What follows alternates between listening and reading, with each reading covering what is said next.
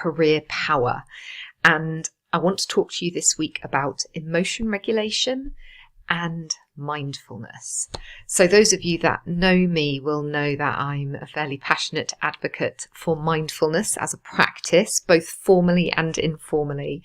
And what you may not know is that for me, getting involved with learning about and developing the art of mindfulness was an absolute career game changer. So it game changed my composure, my executive presence, my leadership capability, my personal performance and effectiveness. And it all started with my leaning into a daily meditation practice, but not just any meditation practice. You know, it wasn't about visualizing myself floating in clouds or on a beach or whatever. It was very specifically a mindfulness practice.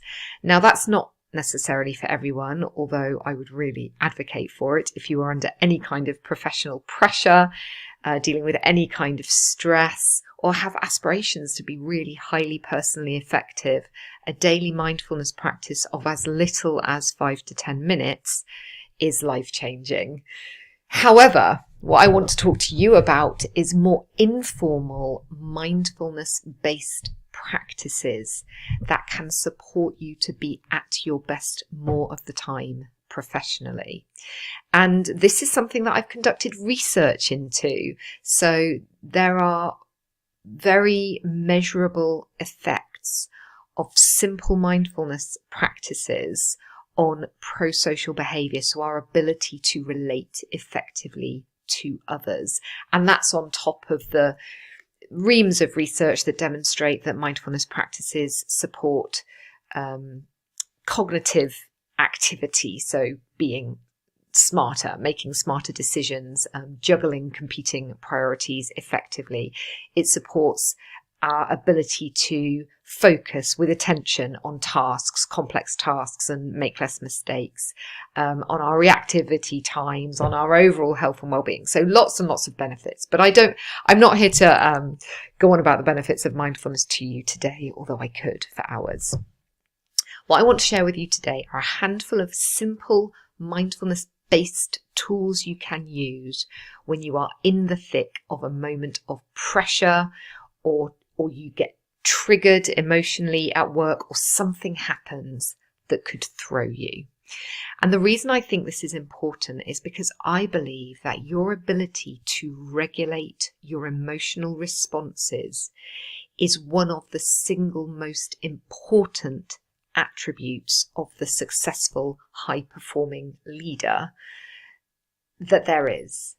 Because when we lose our shit professionally, whether that's shout at someone, or show our anger in an unregulated way, or cry, or get really emotional, we look weak, right? And by the way, I'm not suggesting that there is no place for emotion and humanity in the workplace. Far from it.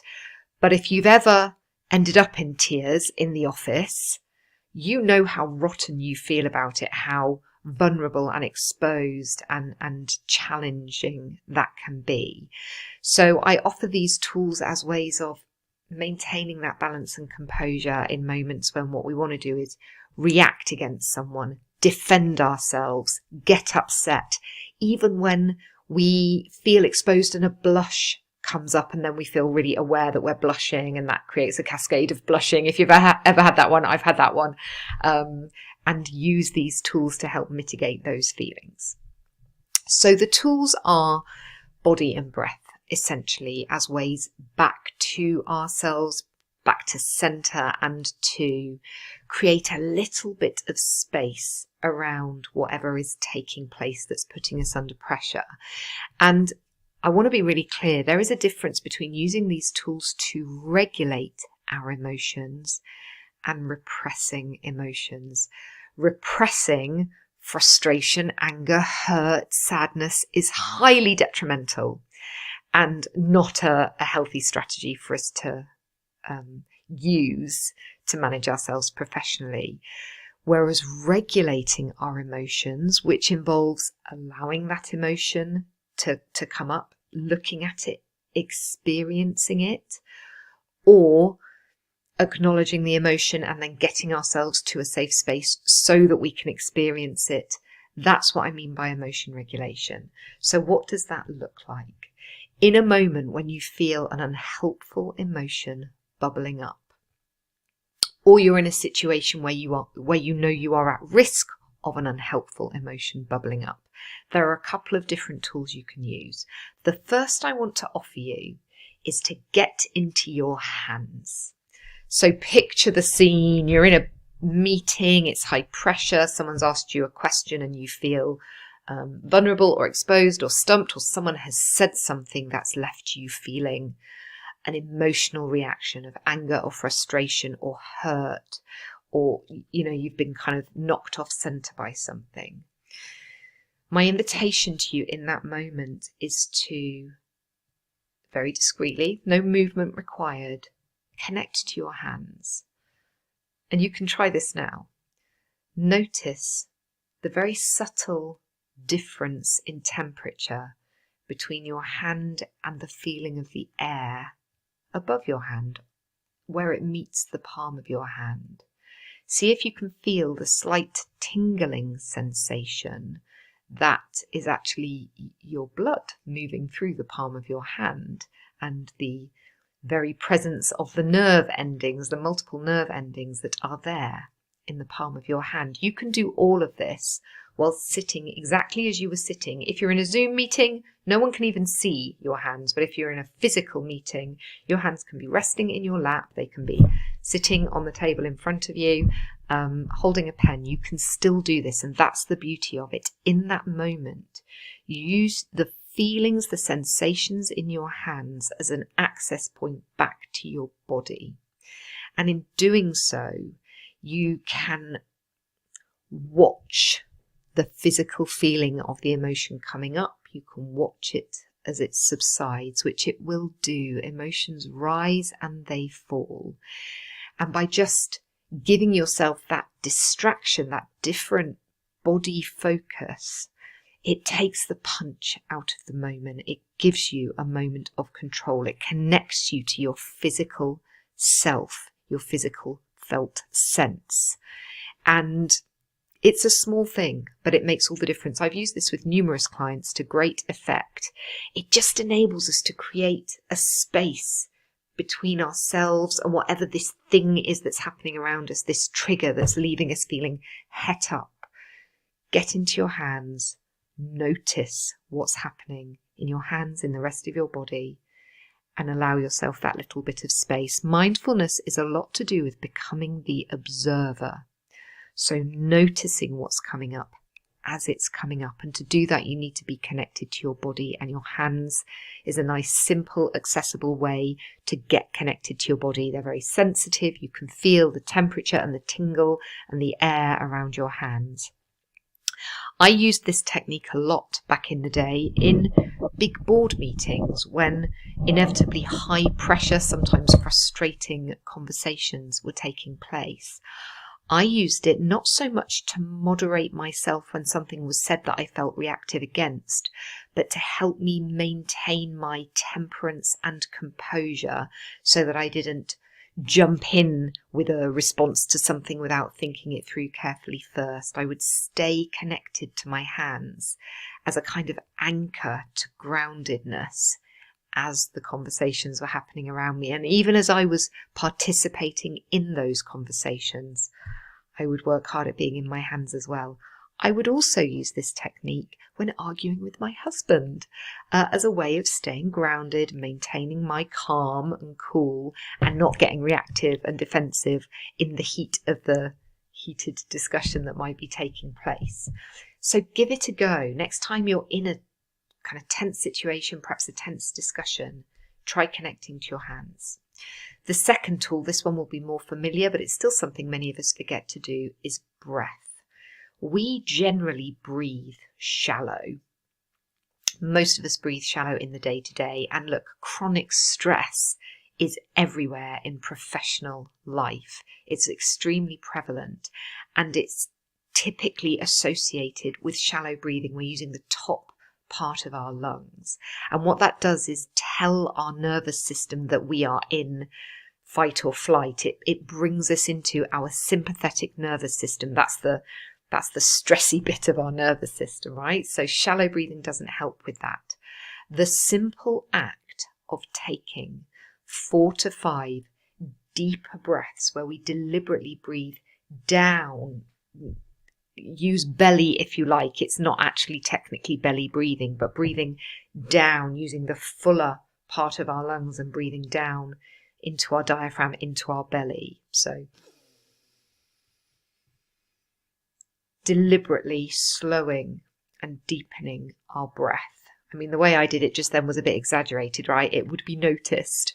You don't have to, you can do this in a very subtle way. If you just for a moment come to your breath as a focus point, breathe more slowly, breathe more deeply. It has a couple of different effects.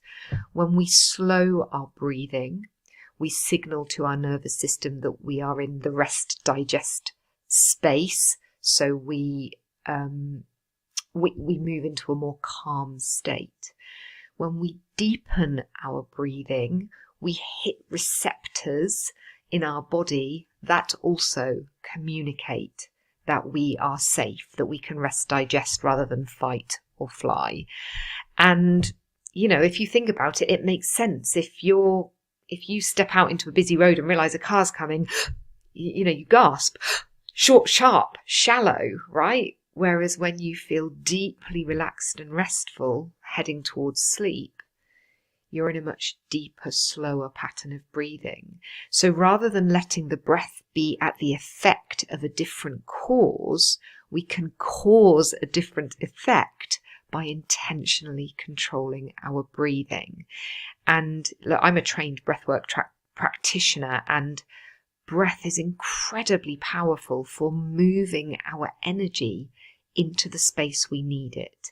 So if the space you need it is calm, composed, and at the reins of your own emotions, then deepening and slowing your breath will create space for you. It will create a sense of calm. It will down-regulate your nervous system, and that enables you to think far more clearly. When we're in fight, flight, stress response, our prefrontal cortex, the thinking part of our brain, is not able to function as effectively. The more animal, reactive, emotional part of our brain, our limbic system, is what is at the reins when we are feeling very het up and stressed. And the problem with chronic stress is we're always a bit up, so we're never thinking quite as clearly. So breath. I've talked about hands, and now I'm talking about breath. The simple act of 4 to 5 intentional breaths. Slower, deeper, and ideally through your nose rather than your mouth. Because again, you then trigger slightly different receptors that help down-regulate the nervous system, i.e. bring you into a more relaxed, composed state, which is a better state generally to be doing business in. It's a better state to be in professionally because you want your maximum prefrontal capacity. You want your best judgment, your best thinking, your best ability to deal with complex situations. And the more at the reins of yourself that you are, the more effective you can be personally. Imagine being able to choose your response to any given situation rather than being in an automatic reaction to a situation that may or may not be the reaction that's going to serve you and the situation best. So I offer you those 2 tips today. Be in your hands, and 4 to 5 slow, deep nose breaths as ways of being in your best, most regulated energy. If you would like more like that, I'll be leading my next masterclass, my next open masterclass on Wednesday, the 14th of September at 12:30. I'm just looking at my calendar there to remind myself of the date and time. I will drop a link to that masterclass in the comments below this video.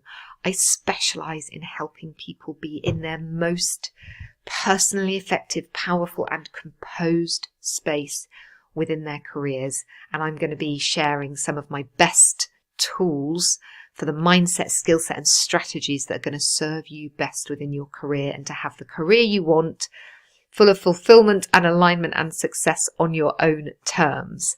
So that is coming down the line next Wednesday, the 14th, and I'll drop a link in the comments below.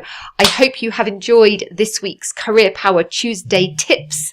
I've been Dr. Victoria Stakelin, and I'll see you again around this time